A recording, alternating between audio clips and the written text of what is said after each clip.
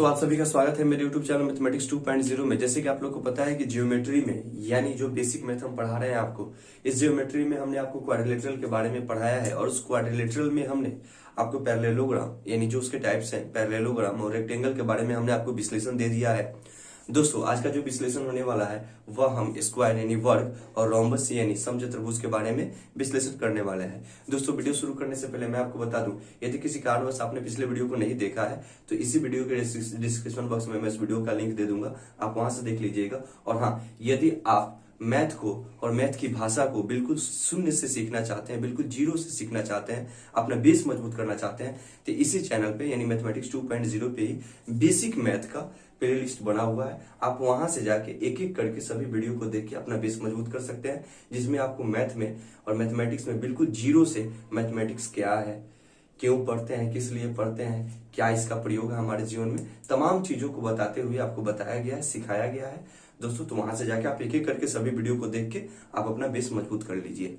तो चलिए दोस्तों, आज का जो हमारे पास विश्लेषण होने वाला है हम स्क्वायर का करने वाले हैं। सबसे पहले एक हम फिगर अपना तैयार करते हैं और इस फिगर से समझने का हम प्रयास करेंगे।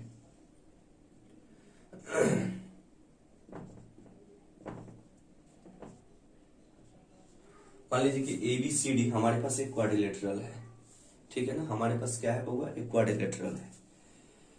अब स्क्वायर होने के लिए, जैसे कि हम आज स्क्वायर के बारे में आपको पढ़ाने वाले हैं, स्क्वायर में क्या होता है बाबू कि इसके जो सभी जो भुजा जो होती है ना, जो सभी जो साइड होते हैं यानी ऑल साइड्स आर इक्वल।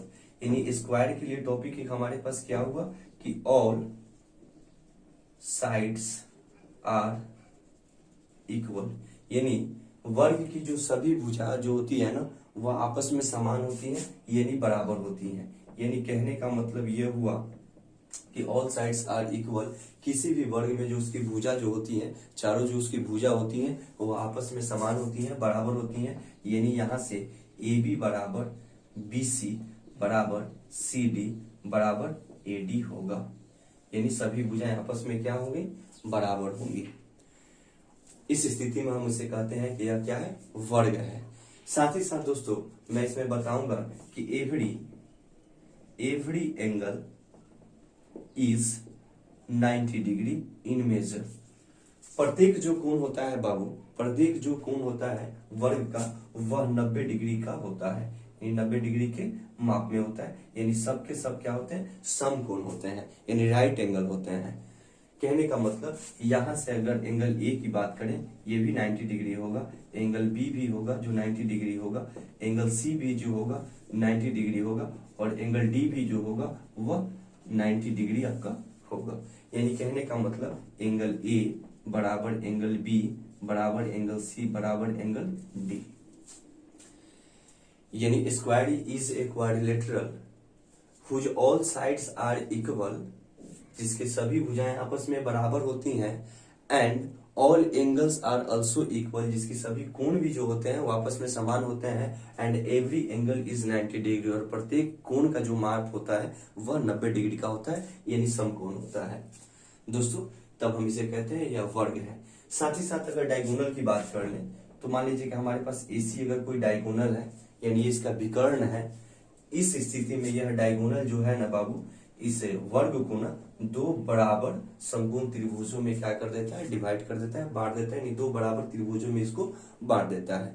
साथ ही साथ अगर दूसरे डायगोनल की बात करें, BC की बात करें, तो यह दोनों डायगोनल यानी AC और BD यह मिलकर इसको चार समान त्रिभुजों में इसको बांट देते हैं, वर्ग को चार समान त्रिभुजों में बांट देते हैं। साथ ही साथ दोस्तों मैं बताऊंगा कि जो इसका डायगोनल जो होता है यानी जो विकर्ण होता है, यानी यहाँ से AC बराबर BD होगा। यानी डायगोनल की लंबाई जो होती है वह क्या होती है, समान होती है, बराबर होती है। जिस पॉइंट पे यह डायगोनल काटता है उसे मिड पॉइंट कहते हैं और उसे हम O से सूचित करते हैं। क्योंकि मैं मार्कर चेंज कर देता हूं ताकि आपको दिखाई दे, यहाँ हम इसको O से सूचित करते हैं, ठीक है ना। इस स्थिति में बउआ जो AO की जो लंबाई होती है वही लंबाई OC की होती है, और जो OD की जो लंबाई होती है वही लंबाई OB की होती है। अर्थात यह जो मिड पॉइंट O है जहां पे दोनों डायगोनल आके, दोनों विकर्ण आके एक दूसरे को बाइसेक्ट कर रहे हैं, काट रहे हैं, इस स्थिति में यह एक मतलब कहने का मतलब जो डायगोनल है ना, ये इसको हाफ इक्वल पार्ट में डिवाइड कर देता है। कौन? Mid point O.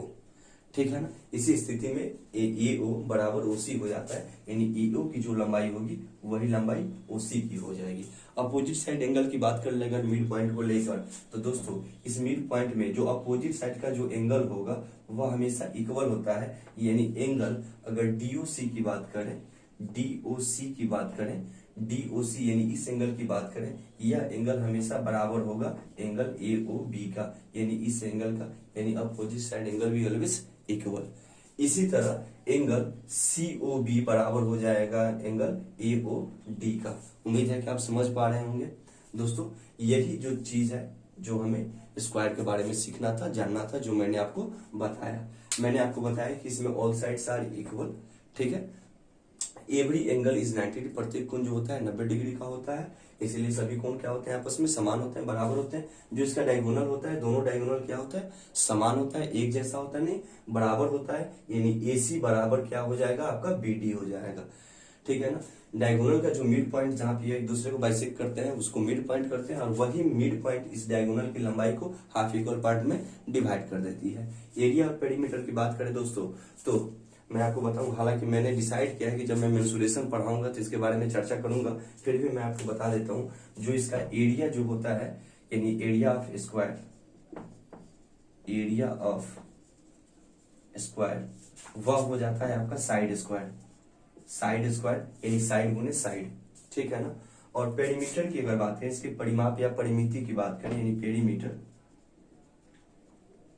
Perimeter of A square वह हो जाता है 4 इंटू साइड, यानी 4 गुने भुजा, यानी भुजा में 4 से गुना करवा देंगे तो हमारे पास क्या निकल जाएगा?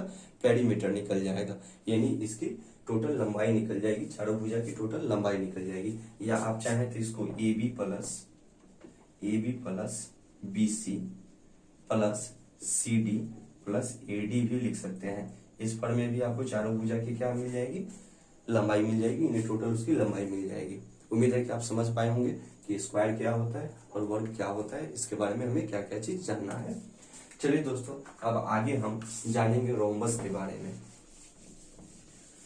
थोड़ा सा माफी चाहेंगे, थोड़ा सा आवाज आप लोगों को कम सुनाई दे रही होगी।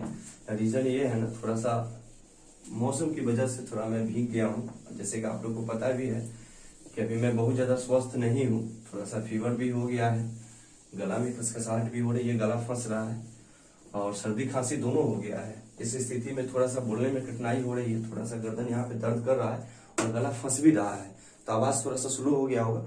लेकिन मैं एडिटिंग जब करूंगा वीडियो को ना, मैं उसमें थोड़ा साउंड बढ़ा दूंगा ताकि आपको अच्छे से सुनाई दे दे। चलिए दोस्तों, अब हम रोम्बस के बारे में जानते हैं, समचतुर्भुज के बारे में जानते हैं। सबसे पहले एक हम फिगर अपना तैयार करते हैं।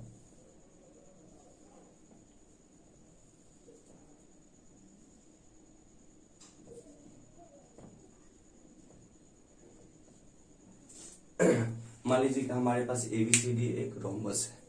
इस स्थिति में बाबू जो AB जो साइड होगा ना वो DC के पैरेलल होता है, यानी समानांतर होता है, यानी AB पैरेलल DC, यानी यह इसके समानांतर होगा, यानी कभी ये एक दूसरे को बाइसेक्ट नहीं करेंगे, समान डिस्टेंस पे एकदम आगे बढ़ते जाएंगे। जैसे कि पैरेलल लाइंस के बारे में मैंने आपको ज्योमेट्री की शुरुआत में ही बता रखा है कि पैरेलल लाइंस का मतलब क्या होता है। साथ ही साथ दोस्तों मैं आपको एक बात बताना चाहूंगा कि इसमें भी ऑल साइड्स आर इक्वल, यानी रोम्बस में भी ऑल साइड, हम रोम्बस के बारे में बता रहे हैं, इसमें भी ऑल साइड्स आर इक्वल, यानी अगर ए बी बराबर बी सी बराबर सी डी बराबर यहाँ से ए डी होगा, यानी रोम्बस में भी सभी जो भुजाएं जो होती हैं ना आपस में क्या होती हैं? समान होती हैं।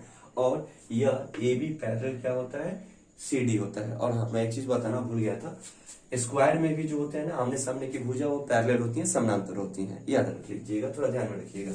जैसे हमने इसके पहले स्क्वायर पढ़ा था ना, इसमें ऑल साइड्स आर इक्वल, इसका अपोजिट साइड के जो साइड होते हैं ना, जो अपोजिट साइड, ठीक है ना, ये भी क्या होता है? पैरेलल होते हैं, यानी समानांतर होते हैं, ध्यान में रखिएगा। साथ ही साथ दोस्तों मैंने इसमें आपको बताया कि इसमें भी ऑल साइड्स आर इक्वल, ठीक है ना। एंड कहने का मतलब ए बी बराबर सी डी बराबर डी सी, यानी सभी भुजा आपस में बराबर होती हैं और समानांतर होती हैं, ठीक है।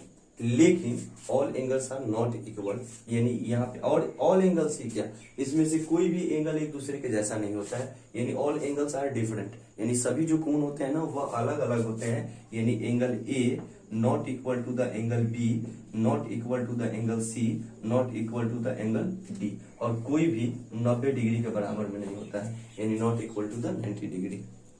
ठीक है ना। और ये हमने रोम्बस के बारे में हम जान रहे हैं, पढ़ रहे हैं।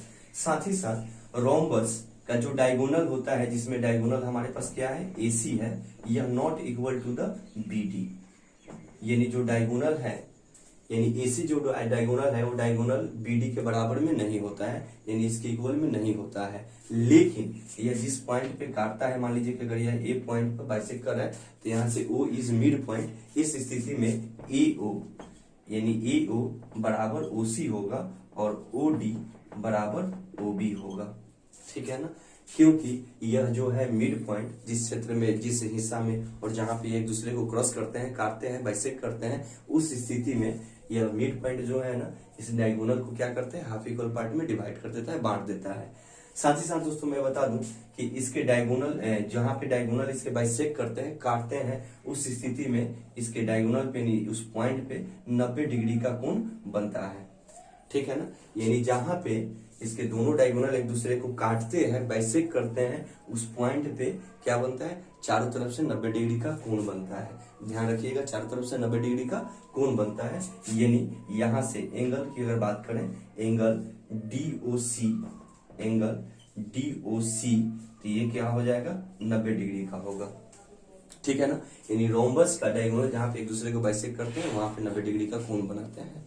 ठीक है ना, और चारों तरफ से बनाएंगे, क्योंकि यहाँ पे 4 एंगल बन रहा है ना, चारों जो एंगल होगा ना वह 90 डिग्री का होगा, तो ये एंगल 90 डिग्री का होगा, और वैसे भी opposite side angle is equal, तो यह 90, तो ये भी 90 हो जाएगा। इसी तरह एंगल AOB भी कितना हो जाएगा, 90 डिग्री का हो जाएगा।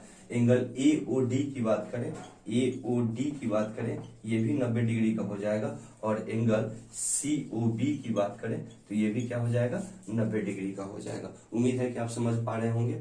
और जैसे कि डायगोनल के बारे में हमने आपको बताया, एंगल के बारे में बताया, और हाँ, इसमें भी all sum of all angles are 360 degree, और वैसे भी क्वाड्रिलेटरल है, 4 भुजा वाला ये क्षेत्र है, 4 भुजा वाला आकृति है, तो 360 होना ही होना है। तो इसमें मैं यहाँ पे लिख देता हूं कि sum of all angles of a rhombus equal to 360 degree, यानी रोम्बस के सभी 4 भुजाओं, सभी 4 कोणों का जो योग होता है ना वह 360 डिग्री होता है। और हाँ, स्क्वायर का भी होता है, मैं आपको बताना भूल गया था, स्क्वायर भी क्या है, 4 भुजा वाला ही हमारे पास आकृति है ना। ठीक है ना, तो इसके भी चारों कोणों का मान कितना हो जाएगा, 90 डिग्री, सॉरी 360 डिग्री हो जाएगा, ध्यान में रखिएगा। और वैसे भी इसमें ईच एंगल कितना का बनता है, 90 डिग्री का बनता है। तो 4 को जब 90 डिग्री का कोण बना इसके 4 वर्टेक्स पॉइंट पे, तो चारों को जोड़ लीजिए ना, तो 360 हो जाएगा।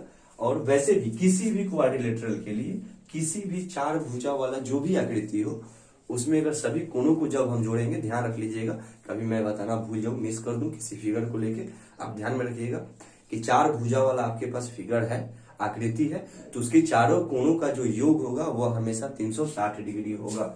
उम्मीद है कि आप समझ पाए होंगे। ठीक है दोस्तों, तो आज हमने रोम्बस के बारे में जाना, स्क्वायर के बारे में जाना, इसके बाद हम ट्रेपेजियम के बारे में चर्चा करेंगे। और दोस्तों जाते जाते मैं आपसे एक बात बताना चाहूंगा, आपको यह वीडियो कैसा लगा कमेंट बॉक्स में जरूर लिख के बताइएगा। और हाँ, यदि आप चैनल पर न्यू व्यूअर हैं और अभी तक आपने हमारे चैनल को सब्सक्राइब नहीं किया है, उसे सब्सक्राइब जरूर कर लीजिए। साथ ही साथ बेल आइकन को दबा लीजिएगा, ताकि जो भी वीडियो अपलोड होगा वह सबसे पहले आप तक पहुंचेगा। और हाँ दोस्तों, मैथमेटिक्स 2.0 को परिवार को बढ़ाने में आप ही को मदद करना है, अतः ज्यादा से ज्यादा दोस्तों के बीच में शेयर भी कीजिए। चलिए, बहुत बहुत धन्यवाद।